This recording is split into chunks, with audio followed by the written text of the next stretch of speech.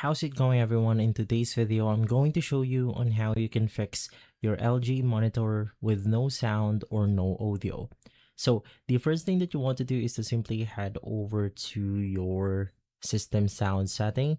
And from here, you then want to select the audio output as your monitor. So in my case, it's going to be the 24E3, which is going to be the model of my monitor. So just make sure that this is selected.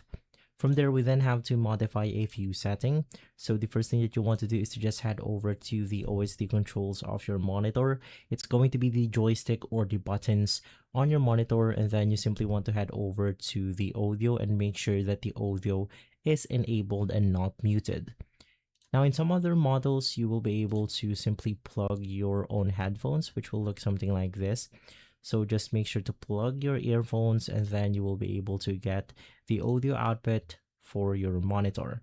And so if this video has been helpful, leave a like, subscribe, and follow us for more videos like this. Thanks for watching.